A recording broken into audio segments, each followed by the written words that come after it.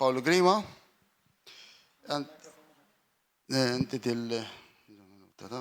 Okay. John 19:26-27. Ġwanni 19 26 minn vers 26 u 27. Fej Ġesu jgħid lil Ġwanni Hawni Ommok, Hawnu ibnek. X'rid jgħid biha Ġesu? Għalfej speċi kella relevanza biex tinkiteb fil-Vanġelu di. Okay. Ġifieri l-mistoqsija tiegħek hija. If Jesus said it, especially there must be some way. X'inhi għaliex hija importanti li diġi miktuba fil-Vanġelu? Deki. All right. Mela il-mistoqsija pratikament hija minn fuq rigward Ġwanni kapitlu 19 fejn għandek il-Ġesu fuq is-salib, kulħadd abbandunah, ħlief ommu Marija, ommu tal-ġisem ovvjament, u id-disċiplu Ġwanni. Okay? U għandek ukoll il-Marija, mela salib ta' Ġesu ommu, oħt ommu Marija ta' Kleofi u Marija ta' Magdala. Kien hemm 3 Marijiet taħt is-salib jiġifieri. Mela kif Ġesu lemaħ lill-ommu u lid-disċiplu li kienu ħobb wieqaf ħdejh il-Ġwanni, qal lill-ommu, Mara Hawnu ibnek, imbagħad qal lid-disċiplu Hawni ommok. U minn dak il-ħin id-disċiplu ħada għandu. U l-mistoqsija tiegħek hija għaliex hija relevanti u importanti biex tinkiteb jiġifieri? U xi tgħid biha? X'tbej għaliex hija daqshekk importanti. Għaliex hija importanti. Mela. X'rid jgħid biha Ġesu. Mela. L-eżiż aħwa kattolċi nafu li jużaw dan il-passaġġ bħalma aħna mdorrijin, mtollajn f'dal-pajjiż, fejn ġejna mal-min li Ġesu fuq is-salib tagħna lill-ommu, tagħna bħal speċi meta qal lil Marija Mara Hawnu ibnek għal Ġwanni u lil Ġwanni qallu Ġwanni Hawni ommok. Number 1, aħna nafu meta inti tiġi biex tinterpreta l-Skrittura da ma feħx ħafna erfta, imma peress li qed nagħmluhom mistoqsijiet ħan nirrisponduhom biblikament. Number 1, fil-kultura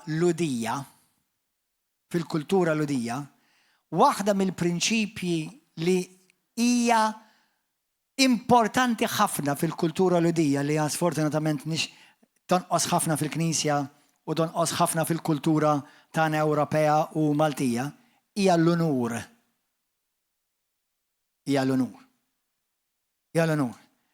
Issa, aħna nafu bħala pajjiżna Malti li bosta ġew imtalajn kattolċi Rumani, ġejna malma qed tara Ġesu tagħna lill-ommu taħt is-salib. Issa, ħanitkellmu b'onestà biblika mingħajr ma ndawru la nżidu laqqas inaqsu. Xejn. Bla dubju, Marija hija om Sidna Ġesu Kristu u għandha tiġi onorata, mhux adorata.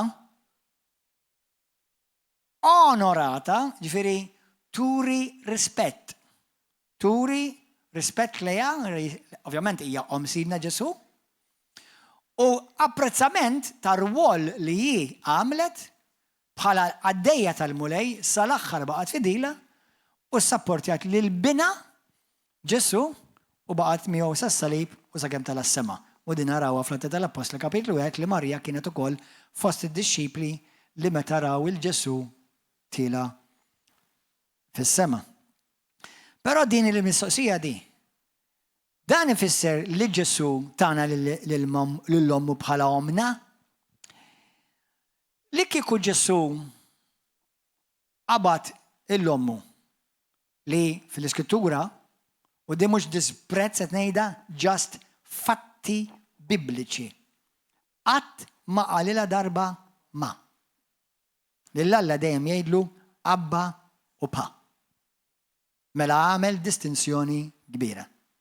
Dak ma jfissirx li ma kienx jirrispettaw ma kienx iħobba, kienu ħobba u jirrispetta, imma nafu fil-bidu Ġesu kien qalilna fil-Vanġelu ta' Mattew fil-Ġwanni Alla kemm il-darba Mara ma tafx li jiena ġejt biex nagħmel rieda ta' missieri. fil-tiġ ta' Kana Alla mara xem bejni u bejnek. Ma tafx li s-sjati għada ma waslitx.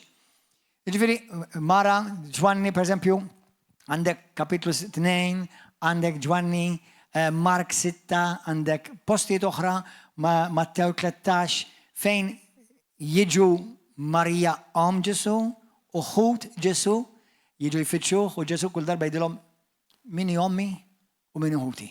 Dak mhux għax ma kellux letteralment fiżikament imma Ġesu il-missjoni tiegħu ma ġiex biex jolli lill-ommu imma biex jolli lill-missieru. U hawnhekk fejn l-eżiż aħwa kattolċi jiżbaljaw. Il-Omm Sidna Ġesu hija ommu fil-ġisem, mhux ommu fl-ispirtu. Għaliex l-istess Ġesu huwa Alla tagħha, huwa l-istess feddej tagħha, huwa l-kreatur tagħha, imma Marija għamlet rwol importanti kbir li qobdiet is-sejħa ta' Alla li ma mżgur ma kienx faċli u għalhekk tiġi meqjusa fost il-qaddisin talla, fost in-nies li aħna għandna nħarsu leha b'ammirazzjoni u eżempju u xempju tal-fidi tagħna, imma no li nqimu hawn nadurawha.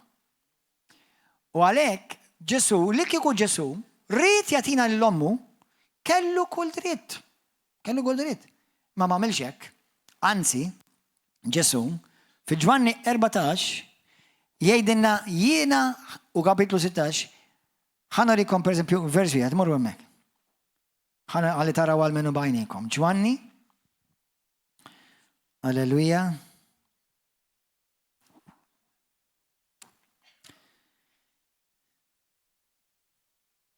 Ġwanni 14. Araw xejt il-mulej fuq rigward lil min ħallilna. Vers 15. Jekk tħobbuni, tħarsu l-kmandamenti tiegħi u jiena nitlob il-missier u jagħtikom difensur ieħor biex jibqa' magħkom għal dejjem. L-ispirtu tal-verità li d-dinja ma tistax tirċivih għax hija la taraħ u lanqas tarfu, iżda intom tarfuh għaliex jammar magħkom u huwa fikom. Ma nħallikomx il-tiema. Nerġa' niġi għandkom. Ftit ieħor u d-dinja ma taranix iktar iżda intom qatt tarawni għax jiena ngħix u intom ukoll tgħixu. Ġwanni 16, Ġesu jgħid l-istess simili skrittura. Alleluja. Vers 12, baqali ħafna ħwejjex ngħidilkom, imma lissa ma tifilħux għalihom. Meta jiġi hu l-ispirtu tal-verità, iwasilkom għall-verità kollha. Għaliex huma jgħid xejn minn tiegħu imma jgħid dak li jisma' u jħabbrilkom il-ġejjieni. U l-Ispirtu Santu jagħti glorja lili. L-Ispirtu Santu ħajolli lil Ġesu. Għaliex jieħu minn dak li huwa tiegħi u jħabbru lilkom. Amen. U f'passaġġ ieħor fl-istess kapitlu jgħidilhom li jaqblilkom li nemmur ant il-Missih. Mela jekk Ġesu batinna xi ħadd, seta kieku rid jibatinna lil-ommu. Imma ommu, peress li mhijiex Alla u mhijiex omnipreżenti u omniscienti u omnipotenti, li kieku vera bata tista' tkun biss ma wieħed minnha. Ma peress li batinna lil Alla jista' jkun ma kollha kemm aħna fl-istess ħin f'postijiet differenti u jkun jaf kollox. Omniscienti, omnipreżenti u omnipotenti. Għalhekk batinna l-Ispirtu Santu. Amen. Il-Marija nħobbuha, nonorawha, inħarsu lejha bħala ċempju tal-fidi, imma b'kull rispett lej l-eżażaħwa kattolċi. Tħallix ġiet offendik, wara kollox hija l-kelma talla. Marija mhijiex ommi. U mhix omkom u mhix ommi l-Kristjani. Issa għandna nħobbuha, nonorawha 100%. Imma Ġesu ma qallinix li omni. Wara kollox Ġesu, isimgħu xejn fil-ktib ta' Mark. Mark. Dan mhux qed inkun jiena x'marridix tkun ommi, għax sempliċi ma tanix insomma ma tajix lili bħal ommi. Dik hija tradizzjoni, dik mhix dottrina biblika, dik hija biss tradizzjoni. Issa, jekk inti dit fixklek, x'sejlek, tgħidilha Ommok. jekk trid, imma billi tgħidilha Ommok int, ma jfissirx li saret Ommok. Tifhem? Issa Mark kapitlu 10, ħanurikom parti passaġġ li hija fiha ħafna rivelazzjoni dan. Mark 10. Amen. Vers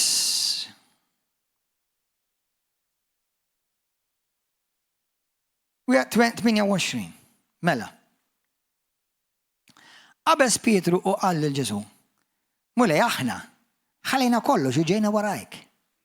U qallu Ġesu: tassew ngħidilkom li fost daw kollha li minħabba fija u l-Vanġelu jħallu lil darhom, jħallu lil ħuthom, jħallu lil ommhom u jħallu lil missierhom, jew lil ulidhom jew lil għalliqi tagħhom, u da ma jfissirx li Ġesu qed jadvoka d-divorzju. Ġesu qed jgħid ma hemm ħadd fost dawk li jimxu warajja, dak suppost kollha kemm aħna, issa f'din id-dinja stess ma jirċivux jekk mhux għal 100 darba aktar, ara x'ħajrċivu f'din id-djar. Għal dawk li intom tħallu l-ħadd ieħor jaħseb għalikom u intom ma taħsbux biblikament, ara ġejja l-prosperità.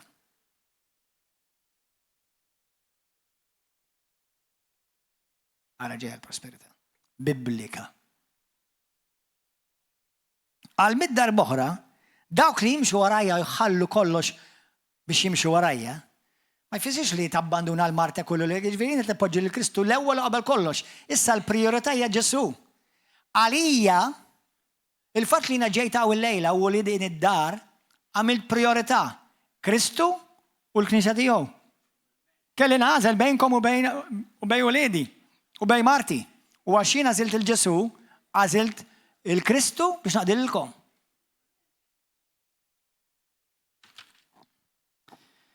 U għallhom Ġesu, u ma issa minn issa jirċievu għal 100 darba oħra, kulħadd jgħid 100 darba oħra. Aktar milli ħallew. Djar, aħwa, subin, bniet, għara kemm ħajrċievu 100 darba oħra, ommijiet. U liet, u għali flimkien ma persekuzzjoni u l-ħajja ta' dejjem fi żmien li ġej. Fejn għamil missirijiet? Apparti li Pawlu jitkellem fuq missirijiet spirituali ma xorta jgħidulhom li għandha kwiet biss. Ma Ġesu x'jgħid f'Mattew kapitlu 23 vers 9. Fil-ħajja għal Kristjan missier wieħed għandek. Ommijiet għandek bosta.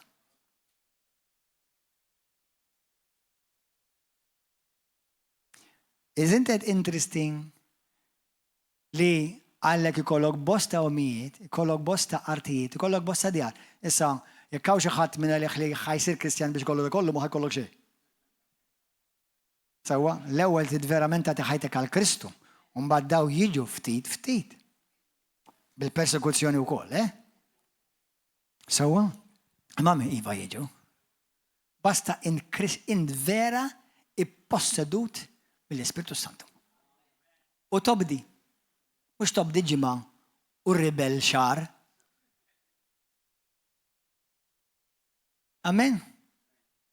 Mela, l-Aziza, Sidna Ġesu, nħobbuha, nonorawha, nħarsu lejha bħala xempju tal-fidi. Imma, ma nafx minn fejn ħarġu biha l-eżiż aħwa kattolċi ta' Ruma li saret ommi. Ommi tad-dinja għandi waħda. U għara ma tmux jgħidilla li għandi xi jom oħra għax taqla lek għajnej.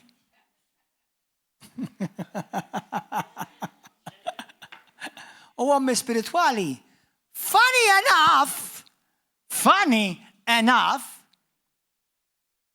le, il-mara tiegħi mhix ommi, il-mara tiegħi tiġi binti fi Kristu. Kelli, jiena per eżempju fil-Mother's Day li għadda, ċempilt xi 4 ommijiet, parti l-ommi, ċempilt 3 ommijiet oħra li kienu jitrattawni jisni binhom.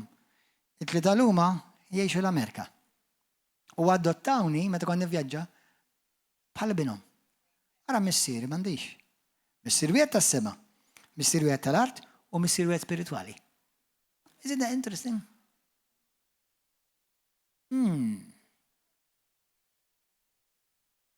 Amen, aħma? U vera għandi ħafna ommijiet spirituali. Grazzi mule.